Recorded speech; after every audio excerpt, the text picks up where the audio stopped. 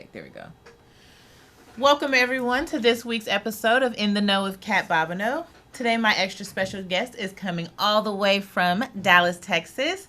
Let me introduce you to Gloria Veal. She has two positions. She is the Chief Communication Officer for INC Tutoring, and she's also an Operations Specialist with Microsoft. So welcome to the show, Gloria. Thank you, Kat. How are Happy you to be doing here. today? I am doing perfect. All right. How is the weather out there? The weather is a little bit cool today, but previously this week it's been in the 80s, so it's just Ooh, cooling off a little bit today. tell you about that Texas weather. Yay! I love it. I love it too. I miss it. Aw.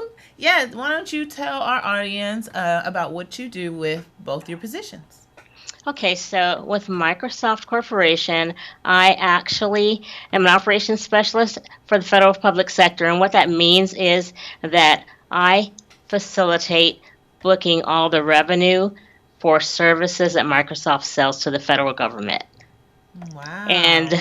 and in my position with INC Tutoring, I'm the Chief Communications Officer, and I take care of all the marketing, communications internally and externally for the corporate entity INC Tutoring. Nice. And so, how long, if you don't mind me asking, have you been in your position? For I've been with Microsoft for about 15 years. Oh, wow. Altogether, I had a little bit of a break, but I've had some other positions with them. When I first joined, I was a technical account manager, which means that I was the liaison between Microsoft and Fortune 100 companies to make sure that they are successful with Microsoft products. Okay, okay. And then, how long have you been with INC Tutoring? With INC Tutoring, I've been with it since its inception. We're in our fourth year right now, and I take care of all the communications for the CEO. I also kind of work as the operations officer because I hire tutors. I do Okay. marketing. I do all of the um, meetings with companies that we partner with. We partner with a lot of nonprofits, Mm-hmm. and I'm assuming that you're going to ask us what INC Tutoring does. Oh yes, of course. That was gonna be the segue and let us know more about INC tutoring. Okay, INC Tutoring is a private prescriptive tutoring company. We focus on tutoring for science, technology, engineering, mathematics, and standardized test preparation. We are the only private prescriptive tutoring company in Dallas Fort Worth that is African American owned. And our claim to fame and what makes us different from other tutoring companies like the big box ones is that we're holistic. We not only take in consideration the student, but if they're from K to 8, we insist that the parents allow us to communicate with the school and the teachers, introduce ourselves to the teacher so we can work together to help the student be successful. We make sure that we are able to get the teacher's curriculum map and curriculum calendar because our goal, if somebody's struggling in one of the subjects they're taking, is to ensure that we introduce the subject matter about 4 to 6 weeks ahead of what they're going to get in and when they're going to get it in school. Okay, okay. So that's all wonderful. Let's go back into your history and tell us where you went to college, what did you study, and what made you want to go into that. Oh my gosh, so I am the poster child for having a very varied background. Okay. So my undergrad major was a double major, criminology and dance, Oh which is wow. very interesting. So I actually studied with Dance Theater of Harlem after I graduated from college. Oh nice. Once I was had graduated from college, obviously I had some student loans to pay for. Right. So I joined the Air Force to get half my student loans paid for. Okay. In the Air Force, I actually was a mechanic for about 10 years, and I joined as a mechanic because I wanted to learn how to fix my car. So I ended up, That's very smart though, true because I mean, story, I true wish I knew story. did something like that. So I ended up actually managing a shop of 75 guys before I stopped that Oh wow. career field, and that was during the time when being a mechanic was obviously a non-traditional role Mm-hmm. for a woman. So I had a little bit of pushback sometimes from the guys that were working under me when they had to fix something and they never wanted to ask me for help. So that was a very interesting position. What I used to say was, well, so you don't have to ask me for help, but it has to be fixed before you go home. So it could be like today, tomorrow, Christmas, or whenever, but it Mm-hmm. must be fixed before you go home. So while I was in the Air Force as well, I've always been interested in the legal field because of my criminology background in my undergrad. Right. Um, and so I cross trained into the legal field and became a paralegal in the Air Force. When Wow. I when I did that, I got exposed to all types of law, criminal law, claims and tort litigation, environmental law, criminal and civil procedures, and it was extremely interesting because I'm sure you know paralegals can do anything a lawyer can do except for represent someone in court. Right. Now, that's when I really got interested in technology because about the time I was a paralegal at the time when computers started really taking off. Mm-hmm. And the legal field in the Air Force wanted to do computer networking, but they didn't want to use the same tool for it as the rest of the Air Force. So my manager, who was a staff judge advocate for that base, he said, "Hey, we want to use Novell for networking. The Air Force isn't using it. So, if you want to learn how to be a network administrator for Novell, then we'll pay for the training." Nice. Very And nice. about exactly, and about that time, it was almost time for me to probably think about retiring from the military, and I thought that that was a great career for me to be successful when I got out. So I was a network administrator for the legal field and for the legal office to begin with, and then I was really the network administrator for the whole base because the base commander was my skip level manager. That is amazing. And one of the things I want to point out from what you said is you joined the Air Force to help pay for some of your college tuition, but Exactly. you didn't mention anything about combat, anything about flying planes. And No. so a lot of times, I don't think people realize that some people join the armed forces and they're not at the front lines, they're not doing all this Exactly. stuff. Well, the Air Force especially, because I always tell people nowadays to join the Air Force and live. How many Air Force people do you ever see getting killed in combat? True, Not very true. many. Usually the pilots fly, so they're subject to get shot down. But Mm-hmm. I remember in the Iraq conflicts, there was a bunch of Air Force people that got killed, but they were at the airport on the bus, so they weren't Oh actually my on the front god. line. They was on the bus. That's not funny. Oh my god, dang. Yeah, I mean, I know a few people who have joined the Air Force and they Mhm. weren't, in the planes, they weren't overseas like Exactly. that. You know what I'm saying? I think Hmm. that it's overlooked sometimes that to be in the armed forces doesn't mean you have to be Yeah. in the front line. And if I could segue onto that as well, Yeah. so when you join the Air Force, a lot of people think you have to enlist in the military. There's also the service academies, which are free and they're very competitive, like the Air Force Academy, West Point, the Naval Academy, the Coast Mhm. Guard Academy. So, I think that that's something that our students should think about um, when they're getting ready to think about a military career. Okay.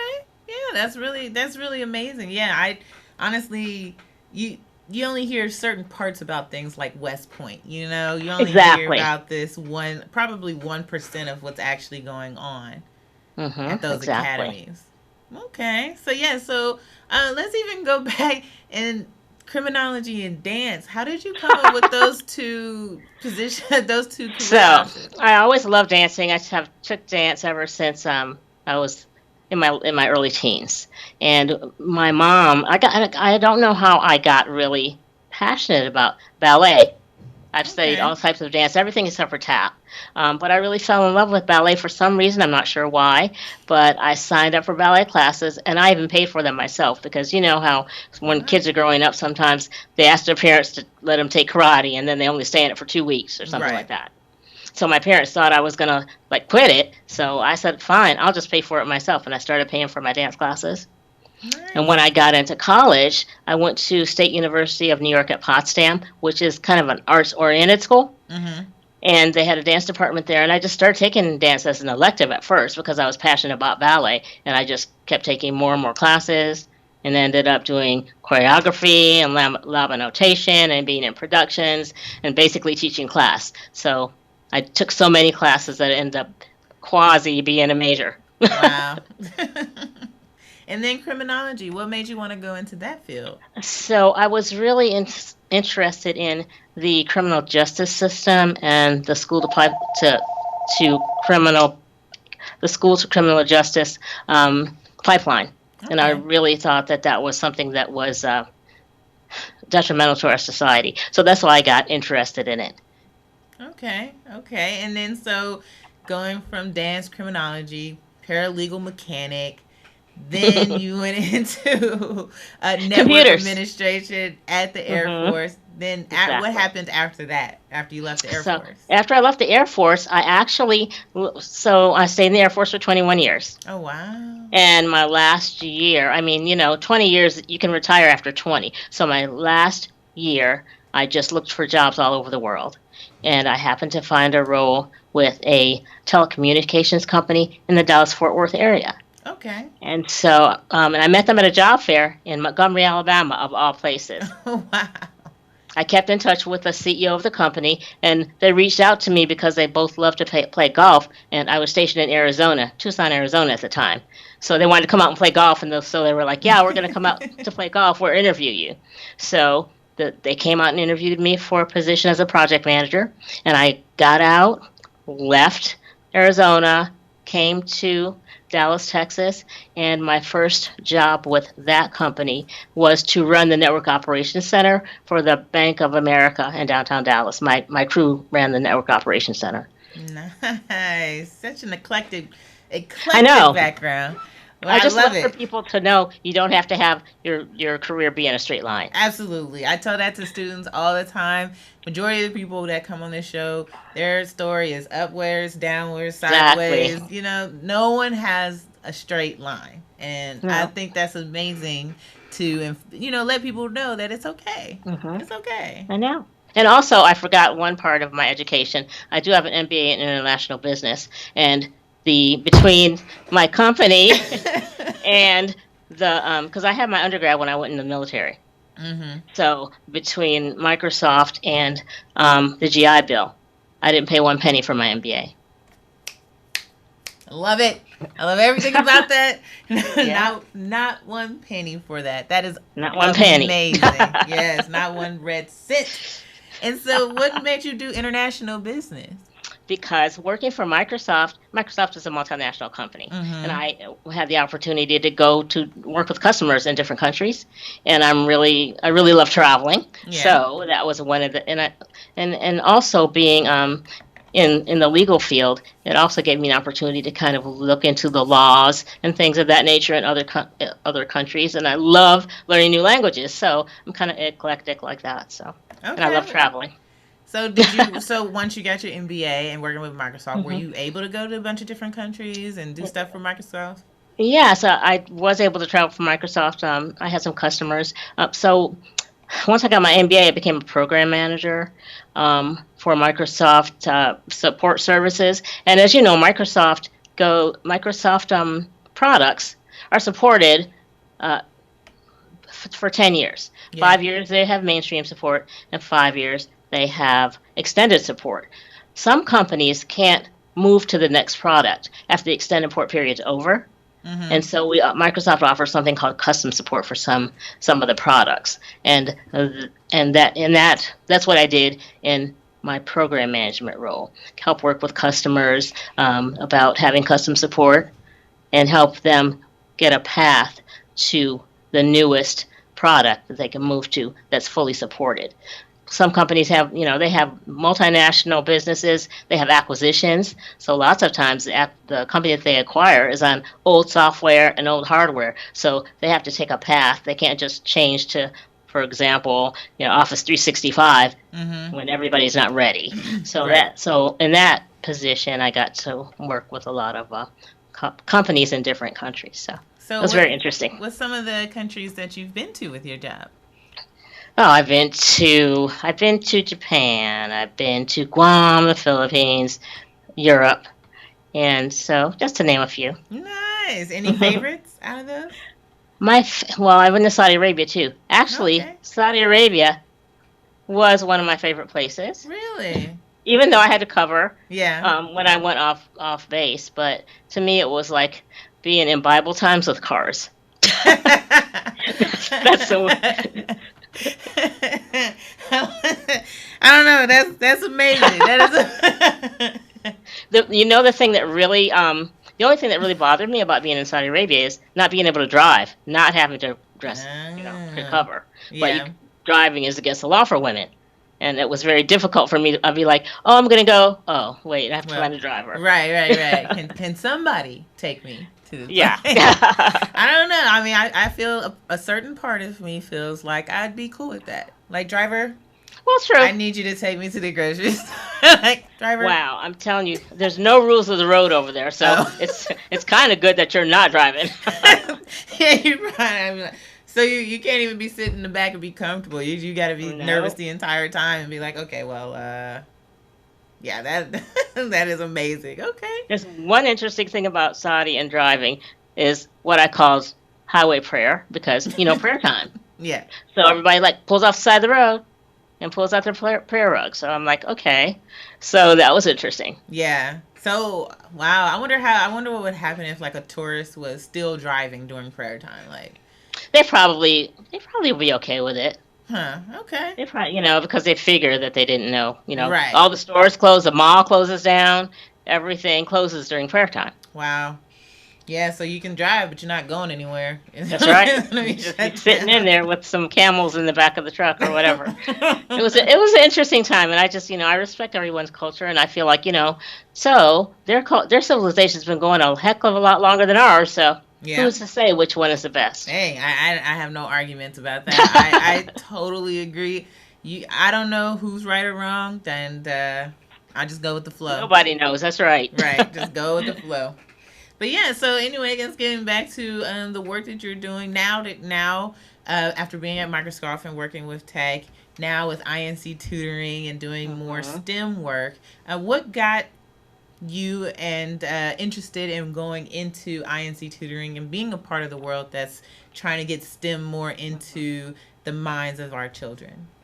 Well, one of the things that I see, so being in the tech industry, I go to a lot of conventions and a lot of meetings for the tech industry.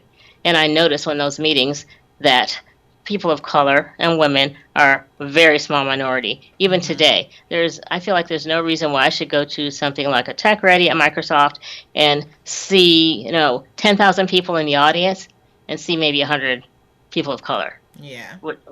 Hispanic. I mean, we have a bit. The tech industry has a large Asian population, Mm-hmm. but as far as Hispanics and African Americans and women, it's Mm. a very small, even this day and age. So, Wow. and quite frankly, when you look at the occupational outlook, then the tech industry has the highest salaries. Yeah. And I hate to see as I travel, I see people of color, and minorities, in hotels, all in the service industry. There's a plethora: service industry, customer support on the phone. But when you get up to developers and program managers, project managers, the amount of African Americans, Hispanics, and women dwindles. So I am very passionate about increasing the numbers of people from underserved communities in tech and helping prepare them for the lucrative 21st century careers. That's amazing. Yeah. It is unfortunate. I think the number is starting to rise, but it's very unfortunate that, especially in the tech industry, in the science industry as well, Hmm. that people of color and women are down here basically, and Exactly. we want to get them. We want to Hmm. push them up. And so, how is INC tutoring doing that, especially for students of color? Well, we work with a lot of nonprofit agencies. We're the tutoring company of choice for the Jack and Jill organization.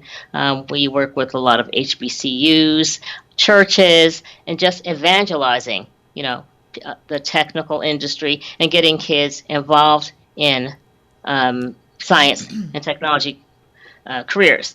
One of the things that I'd like to start focusing on now is because there's a lot of impetus and a lot of focus on preparing children, but I feel like we need to evangelize the importance of science and technology to the parents. Yes, I am 100% on board. I don't know if you know, I had wrote a book called In the Know, setting up your child Ah, for a STEM career, and okay. the whole emphasis behind that is getting the parents involved. Yes, yes, yes. It's something that I've been really struggling with because INC Tutoring partnered with Upward Bound Mm-hmm. to go to an inner city school and do tutoring for free to the children. Mm. It was about 2 years ago. I was there like every Tuesday and Thursday, Yes. and the children didn't show up because, oh, I've got football practice. Yeah. Oh, I've got homecoming. Yeah. And the parents were saying, oh, they can't come because I got homecoming. And Yeah. I'm like, And that's the thing it's is hard for like, me to yeah, figure it out. you have homecoming, you have this, you have that. I understand that, but you're also flunking science. You're flunking Exactly. this class, and for me, Hmm. it's upsetting that the parents put more emphasis on Oh my sports and gosh. things like that than their academic Hmm. career. I've thought a lot about why. Mm-hmm. And I think that this is what I've come up with being, a sociologist, is that there's a lot of parents that have students in those schools. The parents went to those schools Yeah.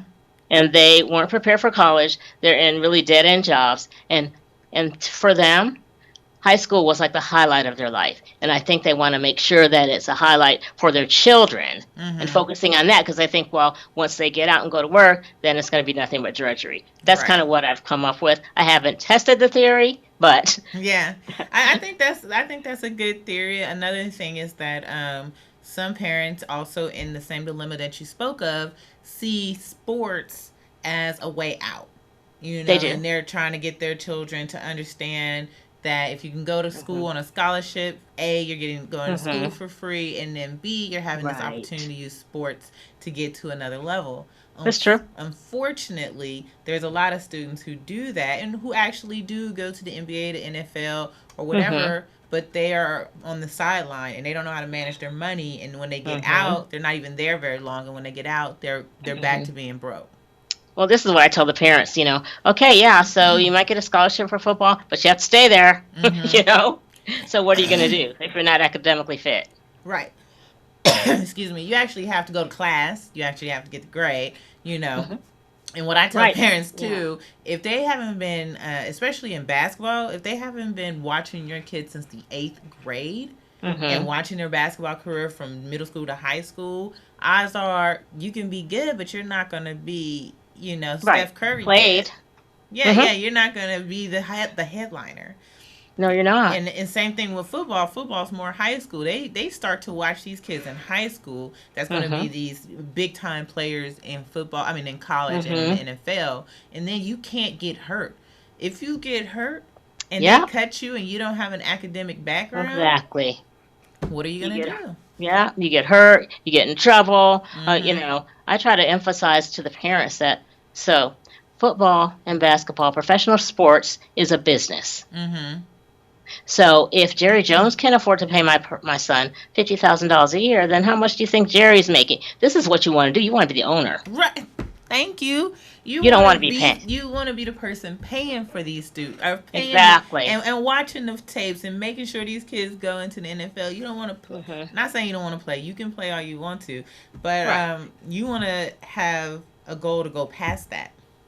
Exactly, and have some type of a way out to prepare yourself. Because let's face it, even if you're, same with dance, if you're a professional ballerina, you're only going to be a professional ballerina to probably 30, 35. You've Yeah. got to have something to do after that because your Right. body just can't take that abuse all the time. Right. And speaking of the young ladies, I see an emphasis actually on for boys and girls to be Hmm. more interested in their outer appearance Oh my than gosh, what's yes. going on upstairs. And Hmm. you know what I'm saying? Like I see Exactly. it. Your grades are terrible, but your parents buying you the newest phone, the newest Hmm. clothes, the newest shoes, and they're basically not promoting. They are saying it. Consumerism, basically. Yeah, and they're basically giving you a treat for not going to school and not getting the grade, Exactly, exactly. I think a lot of so one of the things we did with our children was we made sure that they had some skin in the game. They're growing up. I'm not going to just give them stuff. I'm not going to just buy you a car. I'll buy you a car, but you're gonna make me payments, and there's a payment book, and I'm gonna teach you how to manage your money, because when you grow up, the people don't care if you lose your job. They want their mortgage payment and they want their car payment, and you better have a way to do that. That's that's how I feel about these participation prizes, and people saying, "Oh no, everyone gets a participation ribbon. There's no winners, there's no Right, losers." That's not the real right. world. That's not Exactly. how That is the a world lie. Okay, works. that's alternative fact. That's an alternative. That's not how it works. That's how not any of this works. Like, No. no, you have to teach your kids that it's okay to lose, learn from where you messed up for the hmm next time. Exactly. And there's Uh, no harm in, not being number one, but you should always be striving to be the best that you could be. That's what I try to preach. And so I talk to a lot of young people. I am a certified youth coach as well. So that's another thing on my oh my goodness, your but resume is hey, ridiculous. I've just lived a long time, and I've had an opportunity to do lots of things. I made it my business when I was growing up. I decided that I was going to do everything that I wanted to do. Maybe not at the same time, but I was Hmm. going to do it all. And when I die, I don't never want to regret that there's something that I wanted to do that I didn't do. So, Gloria, what I'm gonna say is I am gonna keep your cell phone number in my phone and and your email, and we're just gonna have to. I'm gonna need you to be a mentor. I need to. I'm gonna have Absolutely. to call you more often and be like, Gloria, I need you. I do it a lot.